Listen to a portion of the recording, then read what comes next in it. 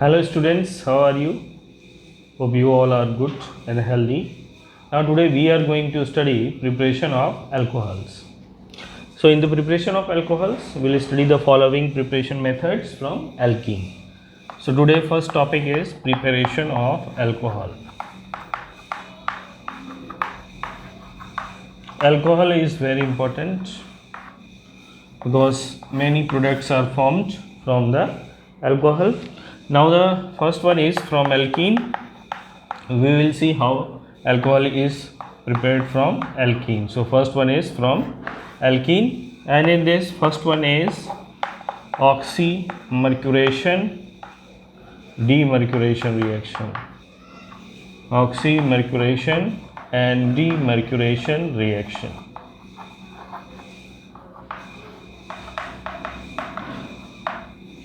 This reaction is not in your syllabus, so if you don't want to study, no need to study. But in many books, this preparation method is given. So may come in any entrance examination. आप सभी IIT NEET किसी न किसी exam में appear होंगे, तो उन exams में ये क्वेश्चन आ सकता है प्रिपरेशन मेथड से, इसलिए आपके लिए मैंने ये प्रिपरेशन मेथड यहाँ पढ़ाना ज़रूरी समझा. So see what happens in this oxymercuration demercuration reaction. इसमें अगर हम कोई एक एल्कीन ले लें, सपोज करिए मैंने यहाँ पे एक एल्कीन लिया, और इस एल्कीन को अगर हम मर्क्यूरिक एसीटेट के साथ रिएक्शन कराते हैं, H2O पहले, और ये जो रिएक्शन हम कराएंगे वो हम कराएंगे THF में. THF क्या है? टेट्रा हाइड्रोफ्यूरान. THF में जब हम ये रिएक्शन कराते हैं तो मर्क्यूरेशन रिएक्शन होता है, और हमारा इस केस में प्रोडक्ट बनता है OH C Hg O AC. और ये कई बार बच्चों को डाउट होता है कि ये वैलेंसी ऐसे खाली क्यों छोड़ देते हैं, ऐसे लाइन लगा के. इसलिए क्योंकि ये रिएक्शन सिर्फ इस C डबल बॉन्ड C वाले पार्ट में भी होगा, अदर पार्ट में नहीं होगा. सपोज करिए यहाँ पे CH3 CH2 है, CH3 है, या यहाँ पे CH2 CH3, यहाँ पे CH2 CH2 CH3. कोई मतलब नहीं है कितना बड़ा हाइड्रोकार्बन चेन है. ये रिएक्शन सिर्फ किस पार्ट में होगा? इस C डबल बॉन्ड C वाले पार्ट में.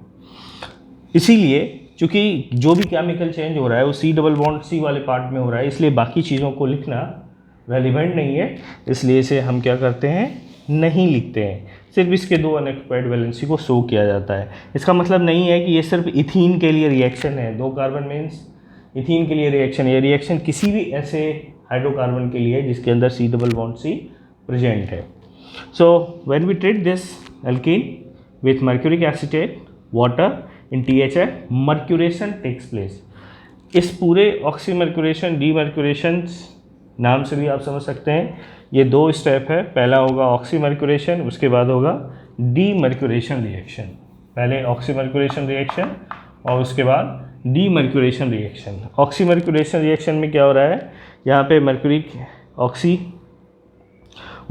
ऑक्सी एसीटेट ऐड हुआ है, इसलिए इसको बोलते हैं ऑक्सीमर्क्यूरेशन. नेक्स्ट स्टेप में ये हटेगा, इसलिए इसे बोला जाता है डीमर्क्यूरेशन रिएक्शन. तो हम देखेंगे ये कैसे हो रहा है. नेक्स्ट स्टेप में पहले हमारा ये this step was oxymercuration, this step was oxymercuration reaction. Now in the second step there will be demercuration reaction. Demercuration reaction will take place. D का मतलब होता है removal, dehydration, removal of water और loss of water. यहाँ demercuration का मतलब हो गया रिमूवल ऑफ मर्क्यूरी. लेकिन मर्क्यूरी यहाँ पे किसके साथ अटैच्ड है? ये मर्क्यूरी अटैच्ड है in the form of mercury oxy acetate. तो मर्क्यूरी ऑक्सी एसीटेट का रिमूवल ही क्या कहलाता है? डीमर्क्यूरेशन. तो कैसे होगा ये डीमर्क्यूरेशन? इस डीमर्क्यूरेशन के लिए हम इसको ट्रीट करते हैं रिड्यूसिंग एजेंट से, और ये रिड्यूसिंग एजेंट है हमारा NaBH4.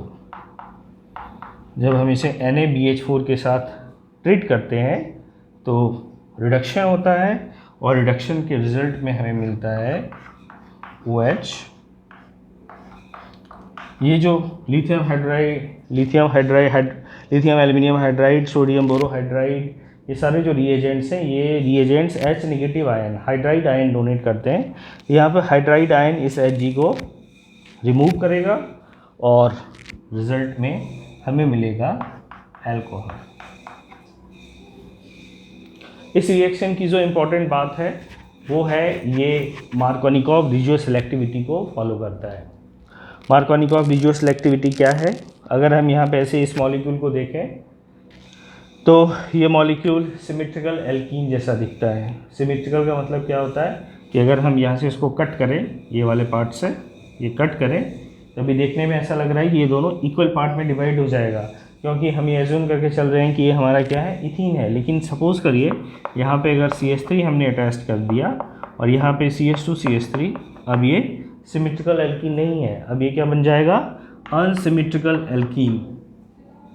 कैसे अनसिमेट्रिकल एल्कीन बनेगा? अगर हम इस डबल बॉन्ड से कट करें मॉलिक्यूल को इस प्लेन से, तो दो टुकड़े में टूट जाएगा।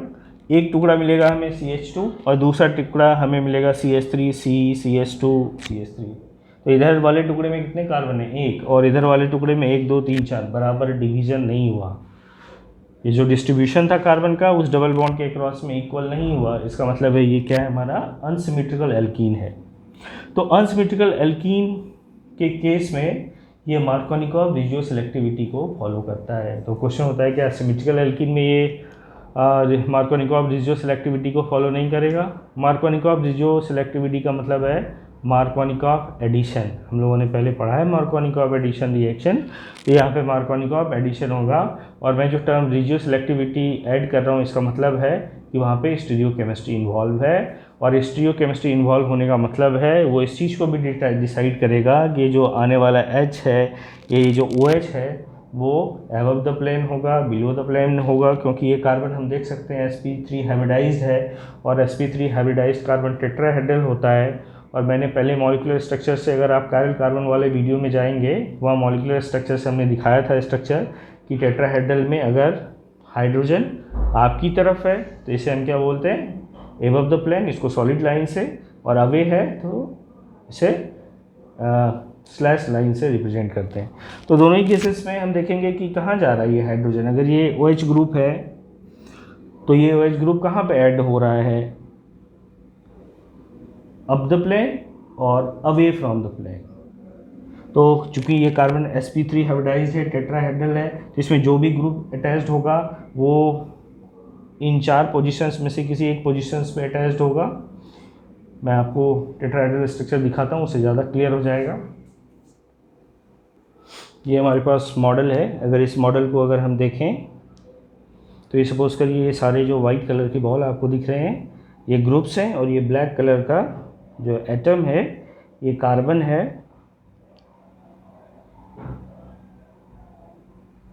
तो अगर आप इसे यहाँ से देखेंगे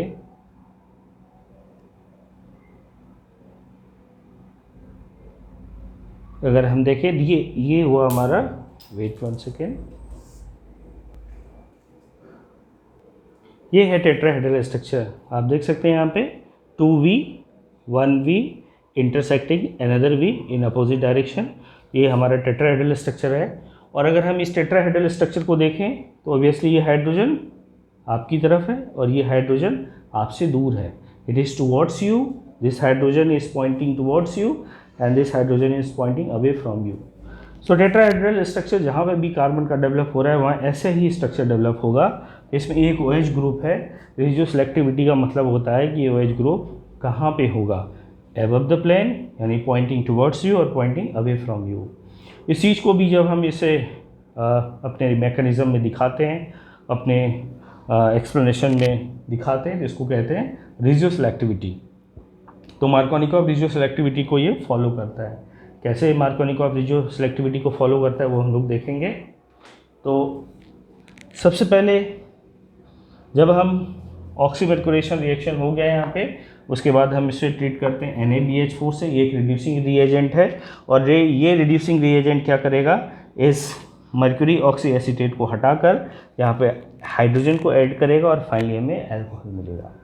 मार्कोनिकॉव एडिशन के केस में हमने ये पढ़ा था कि जब हम किसी अनसिमेट्रिकल एल्कीन में अनसिमेट्रिकल रिएजेंट को ऐड करते हैं। क्यों unsymmetrical alkene?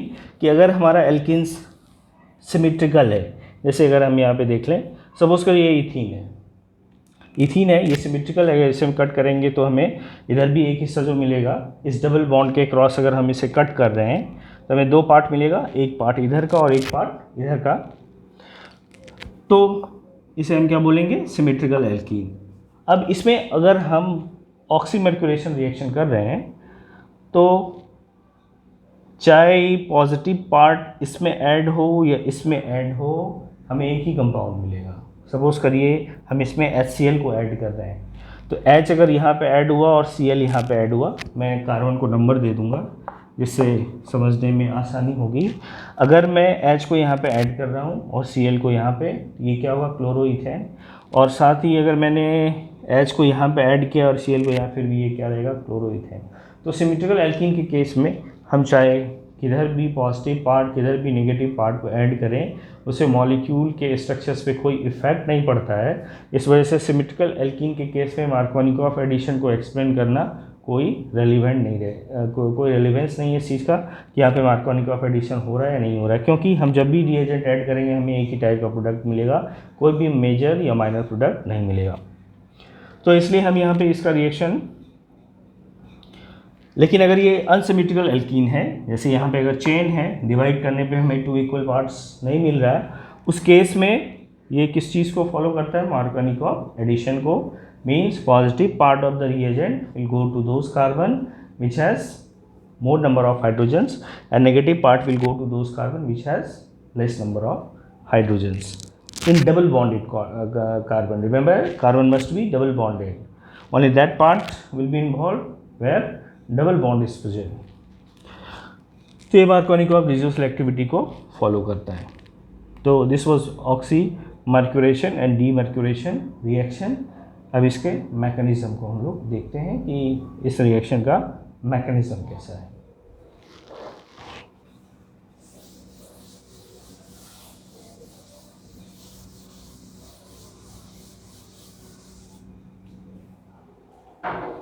So if we see the mechanism of this reaction,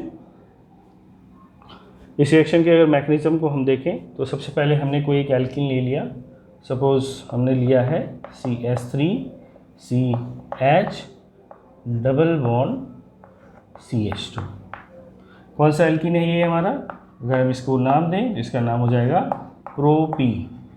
इसे प्रोपीन नहीं कहेंगे क्योंकि इस चीज़ का कोई रेलिवेंस नहीं है कि डबल बॉन्ड यहाँ हो यहाँ हो, दोनों केसेस में ये क्या होगा? प्रोपीन ही होगा। अगर ये प्रोप2इन हो जाता उस केस में यहाँ पे नंबरिंग कार्बन का रेलिवेंट होता है, क्योंकि यहाँ पे डबल बॉन्ड कार्बन नंबर 1 पे हो या कार्बन नंबर 2 पे हो, दोनों ही केसेस में ये 1 इन ही होगा, इसलिए this is propene not prop 1 इन। तो प्रोपीन का रिएक्शन हम जब रिएक्ट करा रहे हैं, सबसे पहले ये रिएक्ट करेगा HgOAc होल ट्वाइस के साथ, और मर्क्यूरी के पास इलेक्ट्रॉन पेयर है। तो क्या करता है मर्क्यूरी इस इलेक्ट्रॉन पेयर को,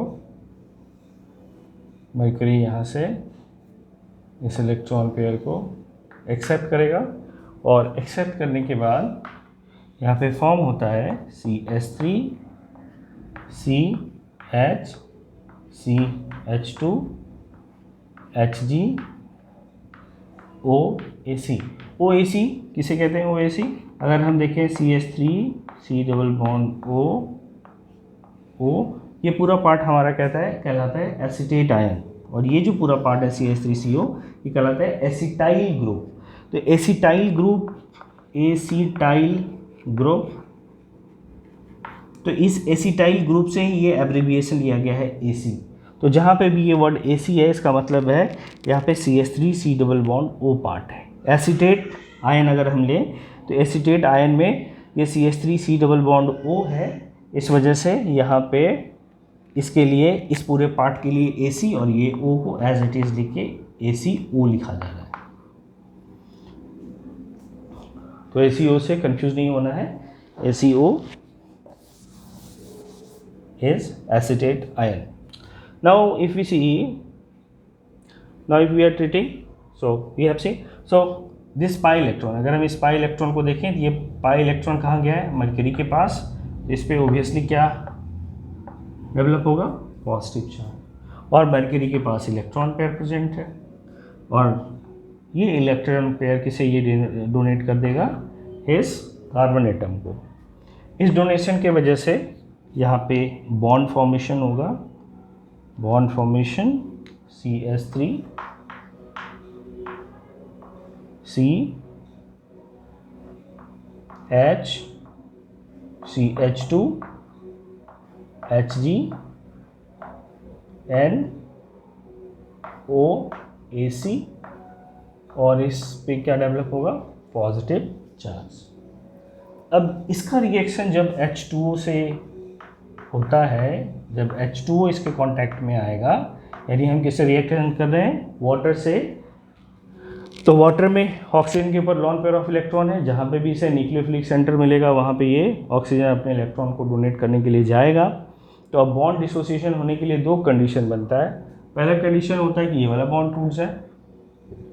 अगर ये वाला बॉन्ड टूटेगा तो इस वाले कार्बन पे कौन सा चार्ज डेवलप होगा, पॉजिटिव, और हमारे पास जो कार्बोकेटाइन बनेगा वो कौन सा कार्बोकेटाइन बनेगा, 1 डिग्री।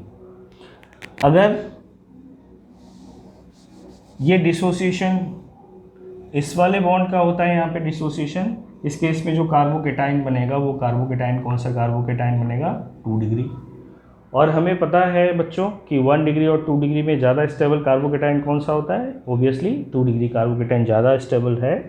इस वजह से डिसोसिएशन ज़्यादा कहाँ पे होगा, इस वाले सेकेंड वाले कार्बन से, ताकि हमारा कार्बोकेटाइन कौन सा बना, 2 degree. More stable carbocation will form in higher amount due to more stability of secondary carbocation. दोनों बॉन्ड टूट रहा है, लेकिन इस बॉन्ड के टूटने से यहाँ 1 डिग्री कार्बोकेटाइन और यहाँ पे क्या बन रहा है, 2 डिग्री कार्बोकेटाइन। तो हमेशा बॉन्ड इस तरह से डिसोसिएट होता है कि स्टेबल कंपाउंड बने। तो वन बॉन्ड, ये फर्स्ट बॉन्ड के डिसोसिएशन का टेंडेंसी बहुत ही कम होगा, and the tendency of dissociation of this bond will be very high. यहाँ पे बॉन्ड डिसोसिएशन की टेंडेंसी बहुत हाई होगी, क्योंकि हमें यहाँ पे 2 डिग्री कार्बोकेटाइन मिल रहा है जो कि बहुत ज़्यादा स्टेबल है। तो ऑब्वियसली यहाँ पे ज़्यादा डिसोसिएशन की पॉसिबिलिटी होने की वजह से ये जो H2O मॉलिक्यूल है, ये H2O मॉलिक्यूल अपना इलेक्ट्रॉन पेयर इस वाले कार्बन पे डोनेट करेगा। और जैसे ये, चूँकि यहाँ पे ऑलरेडी इस पे पार्शियल पॉजिटिव चार्ज डेवलप हुआ रहता है, बॉन्ड डिसोसिएशन के प्रोसेस में रहता है, जब ये बॉन्ड डिसोसिएशन के प्रोसेस में होगा तो इसका full positive charge partial positive में कन्वर्ट हो जाएगा। इलेक्ट्रॉन थोड़ा उधर चले गया है तो इसके पॉजिटिव चार्ज की डेंसिटी को कम करेगा, और इधर से उधर जा रहा है इसलिए यहाँ पे पॉजिटिव चार्ज डेंसिटी बढ़ेगा। इस वजह से यहाँ पे पार्शियल पॉजिटिव और यहाँ पे भी पार्शियल पॉजिटिव चार्ज डेवलप होगा, और ये H2O अपने इलेक्ट्रॉन पेयर को इस कार्बन को डोनेट करने के लिए जाएगा, यानी पार्शियल बॉन्ड फॉर्मेशन होगा between this oxygen and this carbon. और finally if we see, then we can see that we will have CH3C. Now this bond will completely dissociate and we'll have OH positive charge. मैंने कहा था एक word, Markovnikov रेडियोसिलेक्टिविटी। ये जो mercury ने bond बनाया है इस कार्बन पे, ये ऊपर से भी बन सकता है और नीचे से भी बन सकता है। दोनों की प्रोबेबिलिटी क्या है, इक्वल। ये बॉन्ड ये ऊपर से भी ऐसे बॉन्ड फॉर्मेशन कर सकता है और नीचे से भी। हमने एक कंडीशन को शो किया है, दूसरे कंडीशंस जस्ट इसके एनालॉगस होंगे। तो यहाँ पे CH3C H2O पॉजिटिव और फिर ये CH2 और हमारे पास HgOAc रह जाएगा, और साथ में इसके पास ये एक हाइड्रोजन। यहाँ पे हम देख सकते हैं कि पॉजिटिव चार्ज किस पे डेवलप हो रहा है, ऑक्सीजन पे। और मैंने पहले ही कहा है कि पूरे पीरियोडिक टेबल में सबसे ज़्यादा इलेक्ट्रोनेगेटिव एलिमेंट कौन सा है, सबसे ज़्यादा इलेक्ट्रोनेगेटिव एलिमेंट है फ्लोरीन, और फ्लोरीन के बाद oxygen. Second most electronegative element of the periodic table, and then positive charge on it. Positive charge इसकी इलेक्ट्रोनेगेटिविटी को और भी ज़्यादा इन्हांस कर देगा, और due to this enhancement of electronegativity this breaking of this OH bond will take place. और जैसे ही OH बॉन्ड ब्रेक होगा वैसे ही यहाँ से there will be liberation of H+ ion and we will get CH3, then C, H, this CH2, Hg, OAC and this OH। ये क्या हो गया हमारा ऑक्सीमर्क्यूरेशन। अब अगले स्टेप में इसी के साथ क्या होगा, डीमर्क्यूरेशन।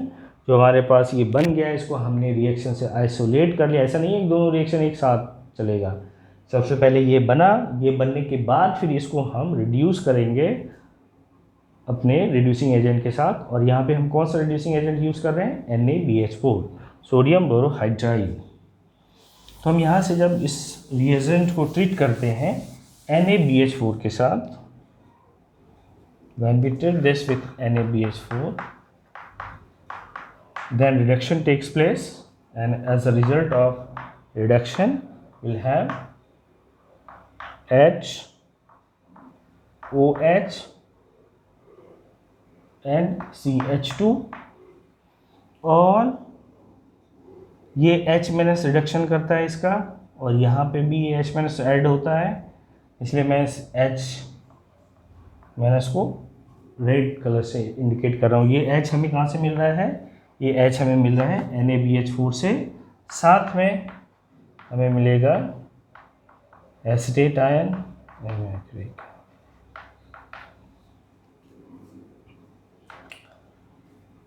तो ये हमारे बाय प्रोडक्ट्स हैं, बाय प्रोडक्ट से हमें कोई लेना देना है नहीं, दिस इज़ अ प्रोडक्ट। सो अगर हम फाइनल एनालिसिस देखें इस रिएक्शन का, तो फाइनल एनालिसिस क्या है, हमारे पास क्या था, CH डबल बॉन्ड CH2, ये था हमारे पास एल्कीन, और इस एल्कीन को हमने ट्रीट किया था पहले HgOAc whole twice H2O and then with NaBH4 sodium borohydride. ये दो रिएजेंट हमने यूज़ किया था और हमारा फाइनल प्रोडक्ट ये बना। अब अगर हम इसमें मार्कोनिकॉफ एडिशंस को इन्वॉल्व करें, तो मार्कोनिकॉफ एडिशन में क्या कहता है कि positive part of the reagent will goes to those carbon which has more number of hydrogens. तो अगर हम इस दोनों कार्बन को कंपेयर करें, carbon number, this is our carbon number 1 and this one is carbon number 2, तो double bonded. अब इसे नहीं काउंट करना है क्योंकि ये डबल बॉन्डेड नहीं है, इसके पास जितने भी बॉन्ड हैं सारे क्या है, सिंगल। हमें सिर्फ एल्कीन वाले पार्ट, इस वाले पार्ट को चेक करना है। इस वाले पार्ट में अगर हम चेक करें तो हमारे पास यहाँ पे 2 हाइड्रोजन है और यहाँ पे 1 हाइड्रोजन। किस कार्बन के पास ज़्यादा हाइड्रोजन है, obviously it has more number of hydrogens. तो पॉजिटिव पार्ट किसके पास जाएगा, रिएजेंट का। रिएजेंट क्या है हमारा, H2O, हम वाटर ऐड कर रहे हैं इसमें फाइनली। अगर हम फाइनल मॉलिक्यूल देखें तो फाइनल मॉलिक्यूल में H और OH ऐड हुआ है, तो H2O we know contains H+ and OH-, तो H will go to this carbon atom, ये डबल बॉन्ड टूट जाएगा and OH will go to this carbon atom, this are H and this one is OH।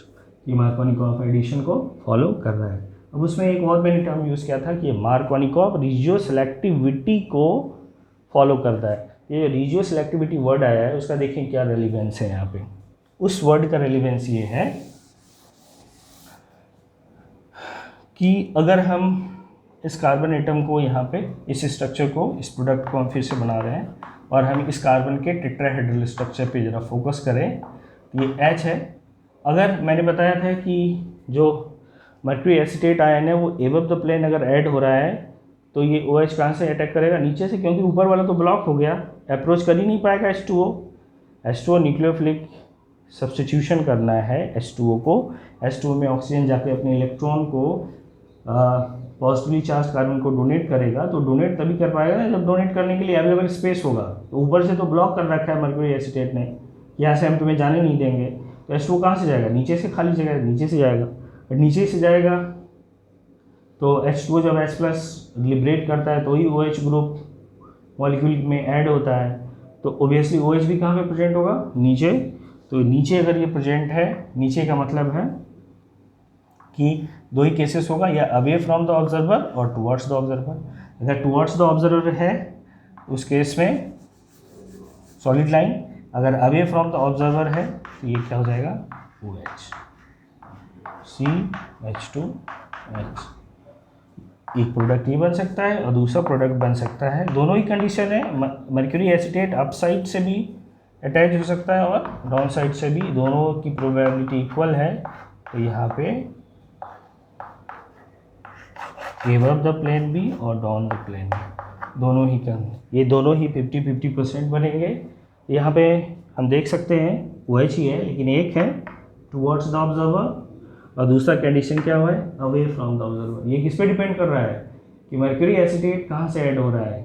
Mercury acetate अगर towards the observer, यानी तुम्हारे side से अगर mercuric acid आके इस C डबल बॉन्ड C को ब्लॉक कर देगा, जो प्रोपीन में C डबल बॉन्ड C है वो तुम्हारे साइड से ऐड होकर ब्लॉक कर दिया, तो बेचारा OH H2O को इधर से ही अप्रोच करने का स्पेस मिलेगा ना, ये तुम्हारे साइड से तो अप्रोच कर नहीं सकता है। तो इसलिए यहाँ से ही H+ लिबरेट होगा और यहाँ पे ही OH मॉलिक्यूल अटैच होगा। और अगर ये तुमसे अवे एसीटेट आयन इधर से अप्रोच करके डबल बॉन्ड को ब्लॉक कर रहा है, उस केस में H2O कहाँ से अप्रोच करेगा, from your side, and when it will approach from your side this OH group will project towards you, means you will get this product, and if it OH projects away from you then you will get this product। तो ये था ratio selectivity का meaning. अब इस oxymercuration demercuration के basis पे हम लोग कुछ एग्जाम्पल सॉल्व करेंगे नेक्स्ट क्लास में। Thank you, hope you have understood this. और देखो यार, बच्चों से इंटरेक्ट हो नहीं पा रहे हैं तो लाइक कमेंट कर देना वीडियो पे, थोड़ा सा ये फील होता है कि I am interacting with you.